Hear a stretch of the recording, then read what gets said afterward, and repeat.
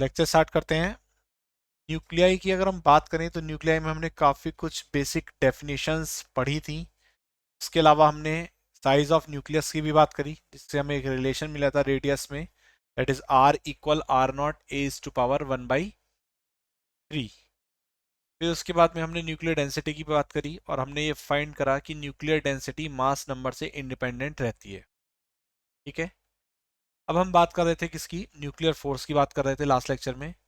और I think मैंने nuclear force की जो डेफिनेशन थी वो आपको क्लियर कर दी थी। लेकिन फिर से स्टार्ट कर लेते हैं न्यूक्लियर फोर्स टॉपिक, तो एक बार फिर से देख लेते हैं क्या है ये nuclear force. It is a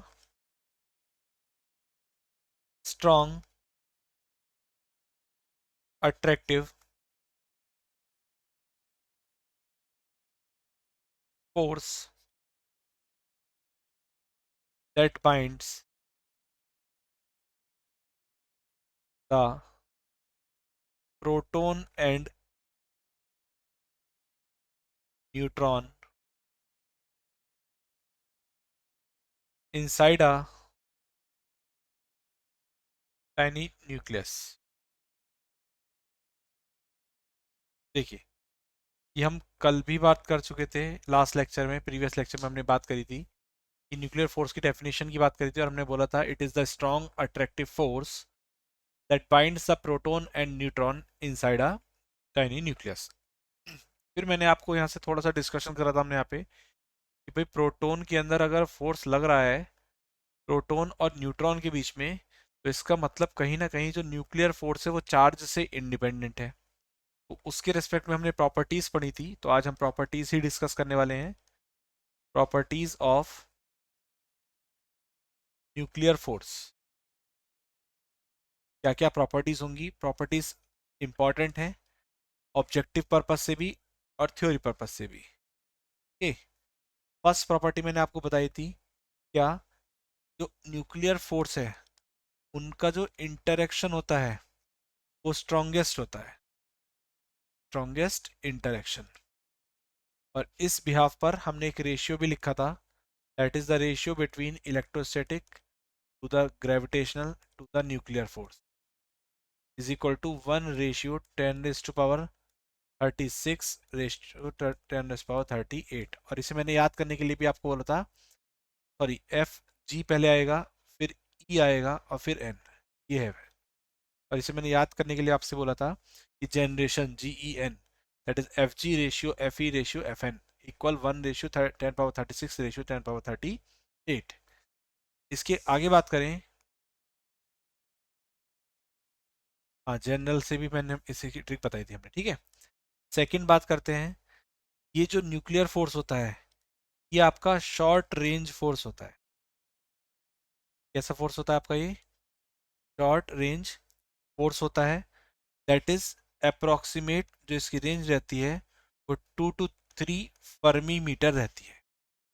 कितनी रहती है, 2 to 3 fermi metre from a nucleus, from a nucleus. ठीक है, ये इसकी रेंज रहती है। इसके अलावा बढ़ते हैं नेक्स्ट इसमें, variation with, third property, variation with distance. इसे ध्यान से समझना, इंपॉर्टेंट है। एक ग्राफ प्लॉट करेंगे पहले हम, फिर उसके रेस्पेक्ट में हम बात करेंगे।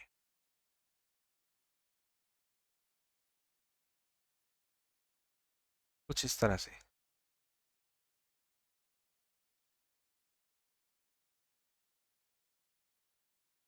ठीक है, ये वैल्यू अप्रोक्सीमेट 1 यहाँ पर स्केल ले लेते हैं, एक 2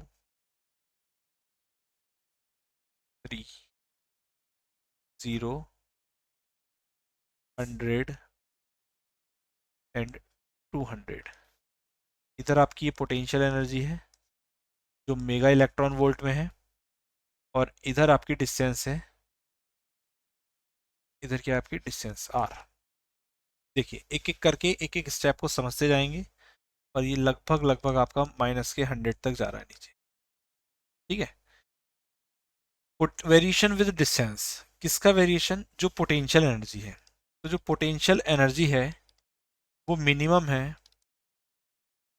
एट अ डिस्टेंस, ये एक्सपेरिमेंटल डेटा है जो अब हम देंगे, R not approximate equal to 0.8 fermi metre. इस डिस्टेंस पर पोटेंशियल एनर्जी न्यूक्लियस की क्या रहेगी, न्यूक्लियर फोर्स के केस में वो मिनिमम रहने वाली है। इसके अलावा यहाँ से 3 केस बनेंगे। First one is small r less than are naught. Faisal sir, ये दीपिकाज आईफोन नाम से कांटेक्ट है, इन्हें ऐड करें या नहीं?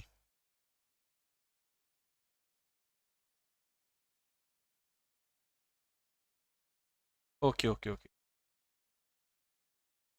ओके। नाउ ठीक है, यहाँ से डिस्टेंस के रेस्पेक्ट में हम बात कर रहे हैं, तो हम आर नॉट को एक आइडियल पॉइंट मानते हुए, जो कितना है 0.8 फर्मी मीटर है, उसके रेस्पेक्ट में बात कर रहे हैं। यहाँ से हम केसेस डिफरेंट डिफरेंट बनाएंगे। फर्स्ट केस जब आर की वैल्यू आर नॉट से कम होगी, तो मैंने कहा आर नॉट की वैल्यू ये है अप्रोक्सीमेट, क्योंकि यहीं पर आपकी डिस्टेंस कितनी बैठ रही है अप्रोक्सीमेट 0.8 फर्मी मीटर। ठीक है, तो इस डिस्टेंस के रेस्पेक्ट में आर क्या है आपका, इधर की वैल्यू जो है, तो इस जोन के लिए पॉजिटिव पोटेंशियल एनर्जी रहने वाली है। पोटेंशियल एनर्जी तो पॉजिटिव रहेगी, लेकिन साथ साथ क्या रहेगा फोर्स, यहाँ पर रिपल्सिव फोर्स रहेगा, रिपल्शन। और ये जो इससे इधर का जोन है, इसमें पोटेंशियल एनर्जी आपकी निगेटिव है, अकॉर्डिंग टू आपको ग्राफ दिख भी रहा है, ये पोटेंशियल एनर्जी की एक्सिस है। तो इधर क्या रहने वाला है, यहाँ पर अट्रैक्शन रहने वाला। अब ये कैसे कैसे रहता है, उस कंडीशन को समझ लीजिए बस। देखिए ऐसे समझिए, suppose we have a two person या टू ऑब्जेक्ट, ये हमारे पास दो ऑब्जेक्ट हैं। तो इस ऑब्जेक्ट का नेचर ये है, ये जब पास में आएगा, तो जब ज्यादा पास आएगा तो कहेगा ठीक है भाई ज्यादा पास मत आओ, दूर रहो। ठीक है, और जब ये दूर जाएगा तो कहेगा ज्यादा दूर में मत जाओ, पास आओ। दैट मीन्स डिस्टेंस कम होने पर ये रिपल्शन शो करेगा, और डिस्टेंस बढ़ने पर ये अट्रैक्शन शो करेगा। वही ये ग्राफ इंडिकेट करता है। जैसे जैसे आर नॉट से डिस्टेंस कम होती जाती है, आपकी potential energy positive, force repulsive exist करता है। और जैसे जैसे डिस्टेंस बढ़ती जाती है, पोटेंशियल एनर्जी नेगेटिव, फोर्स आपका अट्रैक्शन एग्जिस्ट करता है। इज इट क्लियर, यस और नो? प्लीज अनम्यूट करके बताएं जल्दी से।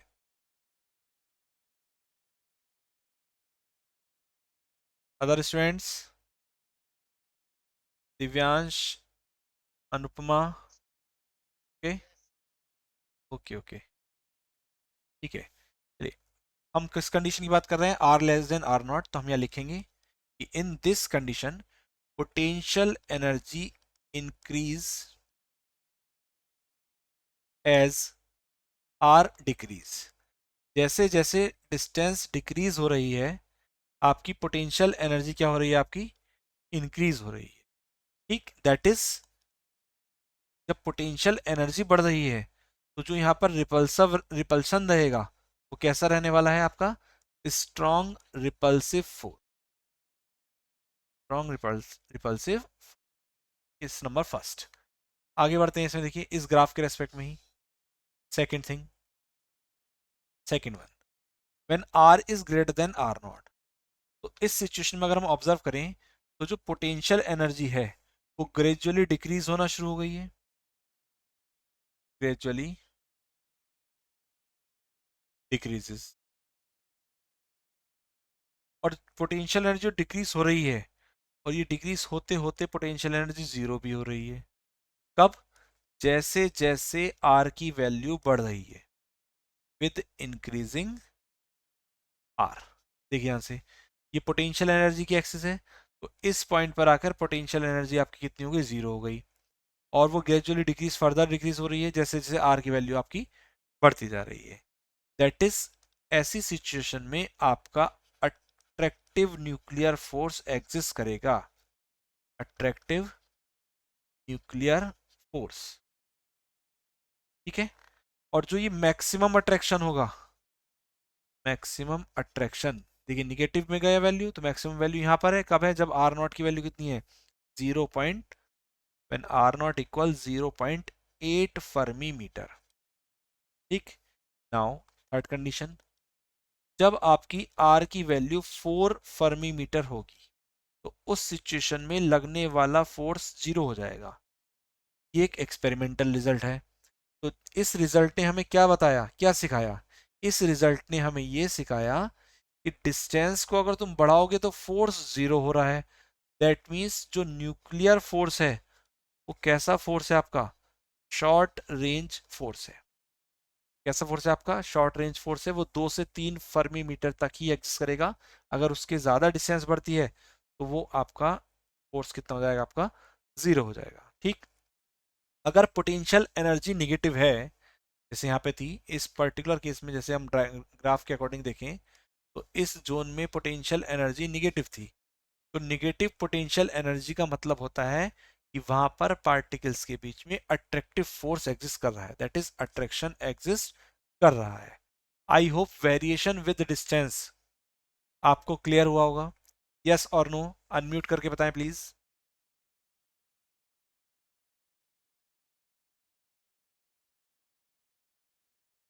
Other students?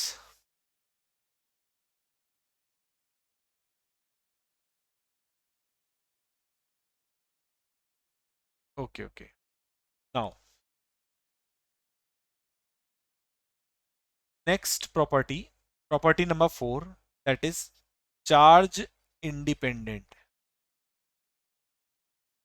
Charge independent character. By experiment ये पता चला कि जो न्यूट्रॉन न्यूट्रॉन के बीच में लगने वाला फोर्स है वही आपका प्रोटॉन न्यूट्रॉन के बीच में लगने वाला फोर्स है, और वही आपका प्रोटॉन और प्रोटॉन के बीच में लगने वाला। दैट मीन्स न्यूक्लियस के अंदर जो न्यूक्लियॉन्स हैं उनके बीच में लगने वाला फोर्स, चाहे वो न्यूट्रॉन न्यूट्रॉन के बीच में हो, प्रोटॉन न्यूट्रॉन के बीच में हो, या प्रोटॉन प्रोटॉन के बीच में हो, वो फोर्स आपका इक्वल है। ये बात बताता है जो फोर्स है वो लगने वाला फोर्स चार्ज पर डिपेंड नहीं कर रहा। इसीलिए nuclear force charge independent character को शो करता है। ठीक है। Now next number point 5, saturation effect.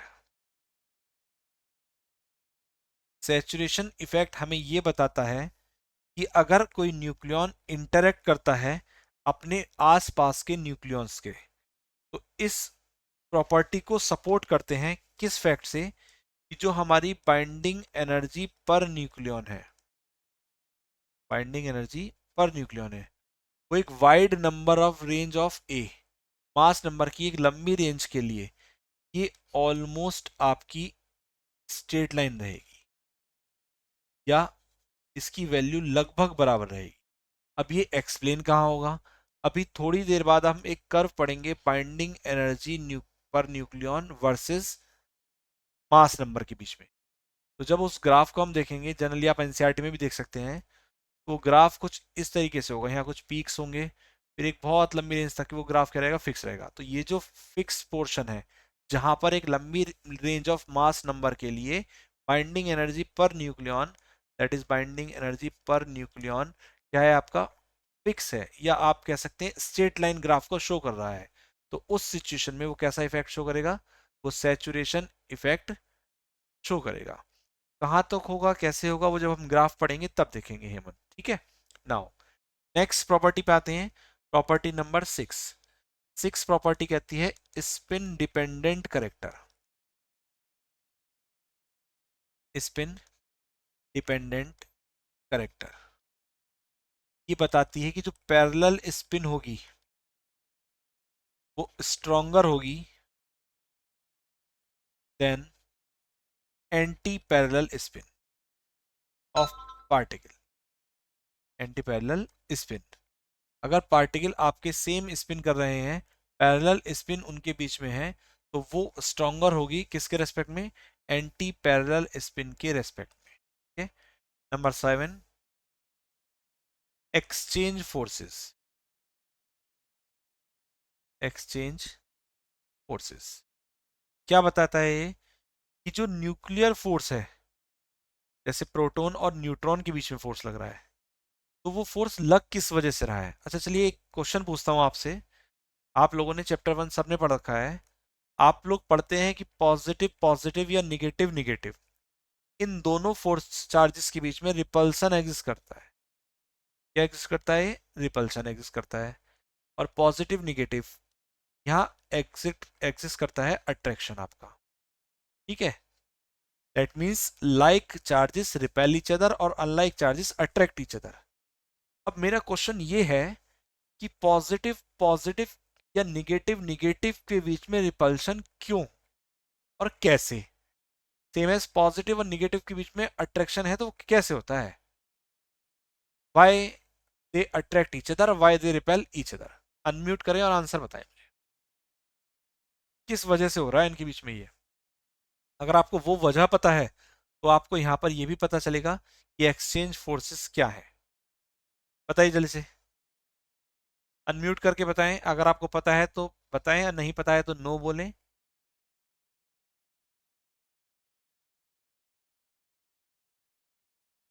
आ, नहीं वो तो मैं सही है, आपकी बात बिल्कुल सही है, पॉजिटिव निगेटिव की तरफ और निगेटिव पॉजिटिव की तरफ जाएगा, बिल्कुल सही बात है आपकी।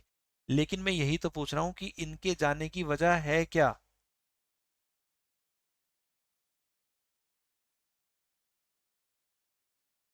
नहीं नहीं नहीं नहीं, निगेटिव में नहीं बदलेगा, ये न्यूट्रल हो जाएगा अगर सेम मैग्नीट्यूड है दोनों का, पॉजिटिव और निगेटिव।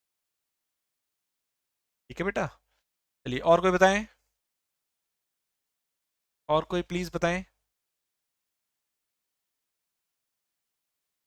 ग्राउंड स्टेट से, नहीं हम स्टेट का, मैंने बोला ना बिल्कुल सिंपल क्वेश्चन है। क्वेश्चन इज कि आपके पास एक पॉजिटिव और एक निगेटिव चार्ज है, और आपने बचपन से पढ़ा है कि they both attract each other.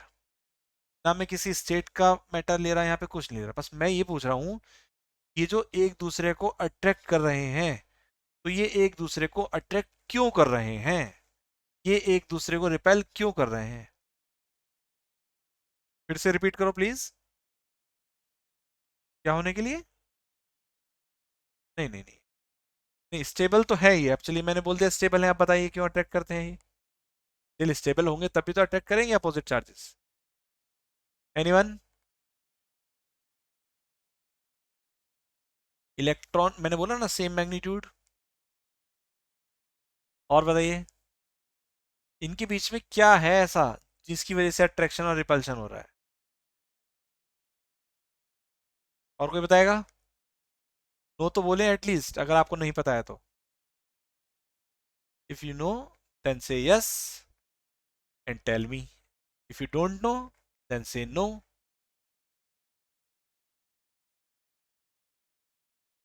चलिए नाम लेके पूछता हूं मैं, पूर्णिमा, प्रखर, दिव्यांश, आयुषी, अनुपमा।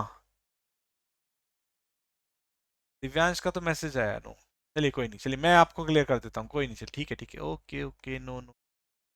देखिए बहुत ध्यान से समझेंगे, और ये ऑब्जेक्टिव का क्वेश्चन है 1 मार्क्स का। ठीक है, मैंने कहा मेरे पास दो व्यक्ति हैं, एक ये है और एक ये है। ठीक है, दोनों बहुत अच्छे दिख रहे हैं। अब बहुत ध्यान से समझना, ये दोनों एक दूसरे को नहीं जानते।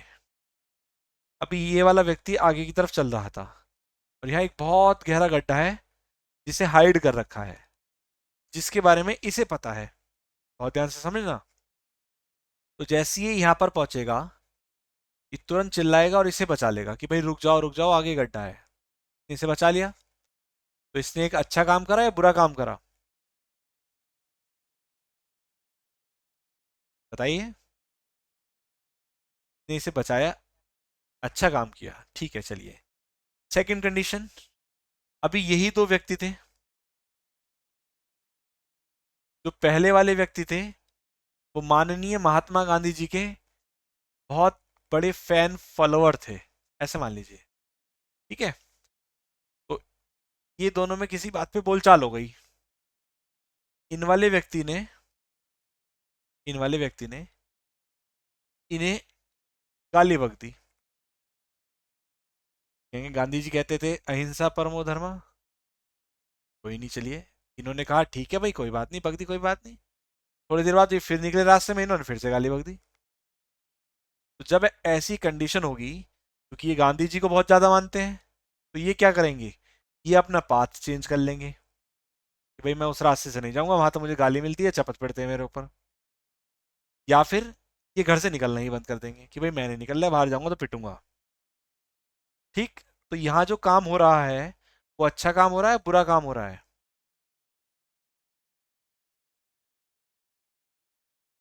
बताइए जरा ध्यान से, बोलो बोलो। ये अच्छा काम है या बुरा काम हो रहा है? मन में तो सोच रहे होंगे कि यार बोल देते हैं कि यार अच्छा काम है यार, भगाओ यहाँ से गांधी जी के फॉलोअर को। लेकिन माइक पे तो बोलना पड़ेगा कि यार बुरा काम हो रहा है। ठीक है, बुरा काम हो रहा है। चलिए, हेमंत ने साइलेंट मोड में आंसर दिया। अब एक चीज सोचो कि ये दोनों तो अच्छे दोस्त बन गए और ये दोनों एक दूसरे के दुश्मन बन गए। सिर्फ किस वजह से? एक मैसेज के ट्रांसफर होने की वजह से ही तो बने। अगर आप देखें तो फर्स्ट वाले केस में एक अच्छा मैसेज ट्रांसफर हुआ, गुड मैसेज। सेकंड वाले केस में एक बैड मैसेज ट्रांसफर हुआ। But in both cases message जरूर ट्रांसफर हुआ, और उस मैसेज की वजह से एक जगह अट्रैक्शन आया और एक जगह क्या आया, रिपल्शन आया। राइट। तो सेम प्रोसेस चार्ज पार्टिकल्स के बीच में होता है, और यहां पर मैसेज ट्रांसफर करने का काम करते हैं पाई मेसोन्स। कौन करते हैं मैसेज ट्रांसफर करने का काम? पाई मेसोन्स। इन्हें तीन कैटेगरी में कैटेगराइज किया जाता है: pi positive, pi neutral, and third one is pi negative. -1 नहीं आएगा, केवल माइनस। ठीक है, पाई निगेटिव। अब तीन तरीके के होते हैं जनरली, मैं बताता हूं आपको। 61 फंडामेंटल पार्टिकल्स होते हैं। उन फंडामेंटल पार्टिकल्स में से आपने अपने जीवन के 15 से 16 साल बर्बाद करके तीन पार्टिकल्स के बारे में नाम सुना था: इलेक्ट्रॉन, प्रोटॉन और न्यूट्रॉन। क्या आप में से किसी ने इसके अलावा और किसी फंडामेंटल पार्टिकल का नाम सुना है? जैसे इंग्लिश में अल्फाबेट्स होते हैं ना, ABCD, ऐसे ही फिजिक्स में फंडामेंटल पार्टिकल्स होते हैं, इनकी हेल्प से ही पूरी पड़ जाती है। Quarks, very good.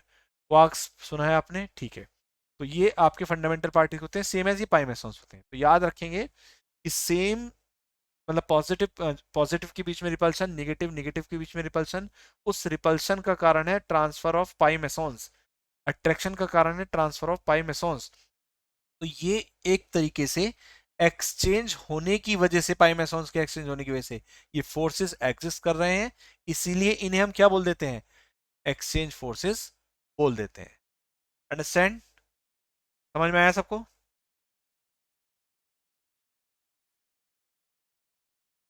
चलिए आगे बढ़ते हैं। Next and last property, property number 8। Property 8 says that these are non-central forces.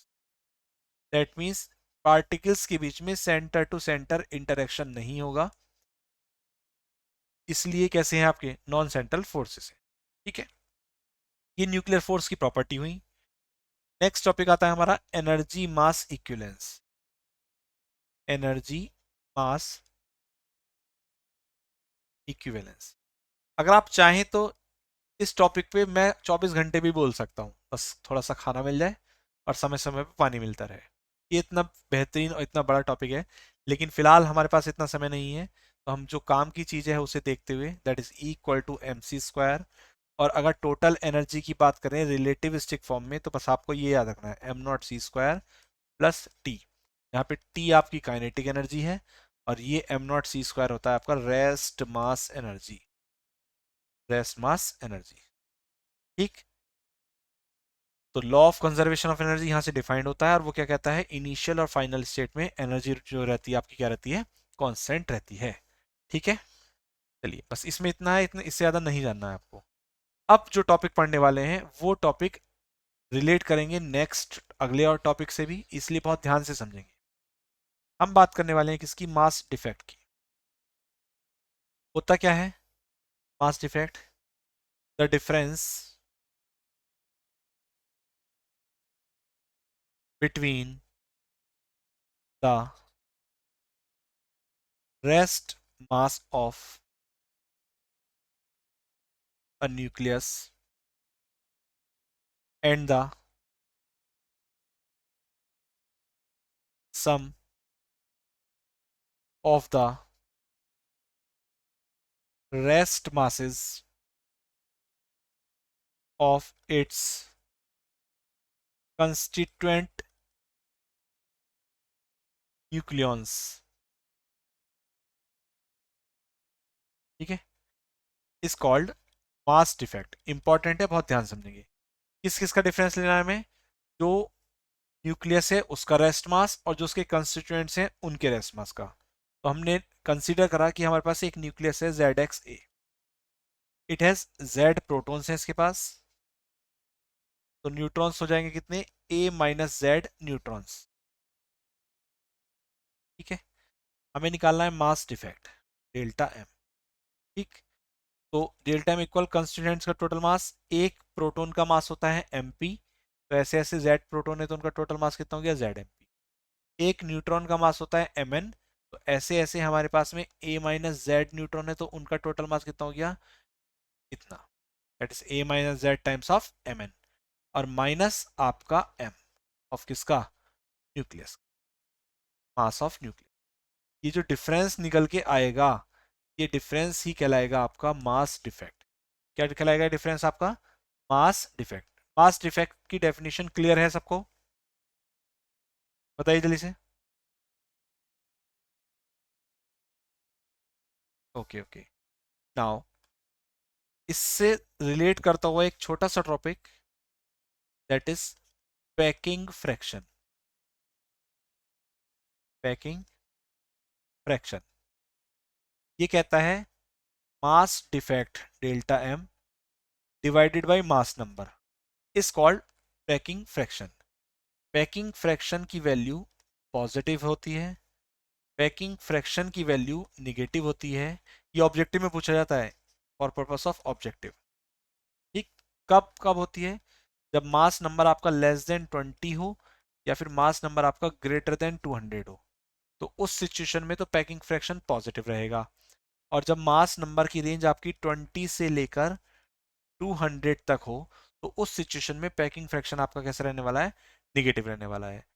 इस सिचुएशन में जब पैकिंग फ्रैक्शन पॉजिटिव है, तो आपका न्यूक्लियस जो रहेगा वो अनस्टेबल रहेगा, अनस्टेबल न्यूक्लियस। और जब पैकिंग फ्रैक्शन निगेटिव है, तो उस सिचुएशन में आपका जो न्यूक्लियस रहने वाला है वो कैसा रहने वाला है? स्टेबल रहने वाला है, that is stable nucleus. Okay, यहां तक कुछ भी पूछना है तो पूछिए please.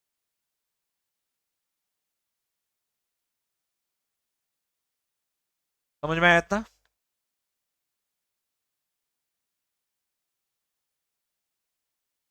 Other students?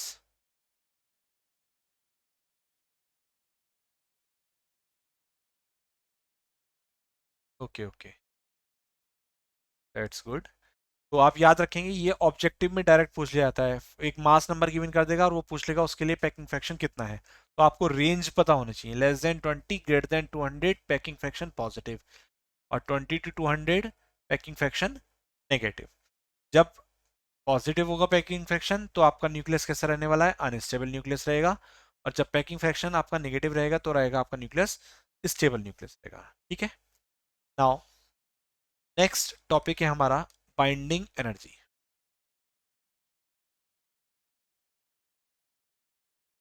Binding energy, binding energy पढ़ेंगे, कैलकुलेशन करेंगे बाइंडिंग एनर्जी की, और फिर उसके बाद हम binding energy per nucleon versus mass number graph पढ़ेंगे, और दो बेसिक डेफिनेशन, इतना हमारा चैप्टर रह रहा है।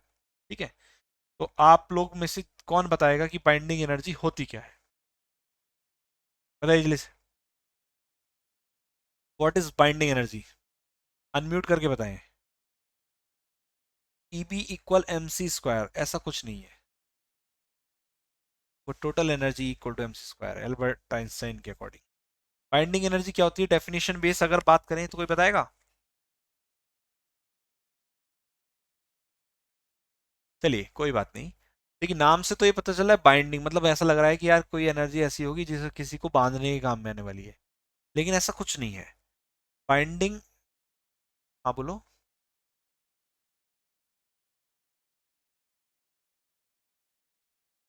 हाँ, वेरी गुड। न्यूक्लियस के कॉन्स्टिट्यूएंट हैं आपके प्रोटॉन एंड न्यूट्रॉन। ठीक है, तो उन्हें सेपरेट करने के लिए किसे किसे, प्रोटॉन को और न्यूट्रॉन को, और इतना सेपरेट कर दें कि वो इन फ्यूचर इंटरेक्ट कर ही ना पाए, नो इंटरेक्शन आफ्टर सेपरेशन। तो वो जो एनर्जी रिक्वायरमेंट होगी वो एनर्जी कहलाएगी आपकी binding energy. That is binding energy क्या हो गई, it is the energy required to break up a nucleus into its constituents, constituents कौन कौन से, proton and neutron, and to separate them such a large distance that they may not interact with each other। ठीक है, और जो binding energy calculate करेंगे delta EB, तो वो निकलेगी delta M, that is mass defect multiplied by C square. Okay, only M ना लें आप क्या लें वहां पे, मास डिफेक्ट लें। मास डिफेक्ट अभी अभी हमने पढ़ा है, जो न्यूक्लियस का मास है और जो कंस्टिट्यूएंट्स के मास है उनका जो डिफरेंस होगा वही क्या होगा, आपका मास डिफेक्ट होगा। क्लियर है? बाइंडिंग एनर्जी कैलकुलेट कैसे होगी, मास डिफेक्ट निकालेंगे, मल्टीप्लाइड बाई सी स्क्वायर करेंगे, इससे हम बाइंडिंग एनर्जी कैलकुलेट करने वाले हैं। ओके स्टूडेंट्स, चलिए अब से ठीक 8 से 10 मिनट बाद आप लेक्चर ज्वाइन करेंगे। नेक्स्ट लेक्चर में इसका डेरिवेशन करेंगे, क्योंकि डेरिवेशन थोड़ा सा लेंथी है तो अभी टाइम इतना नहीं बचा है हमारे पास। ठीक है, नेक्स्ट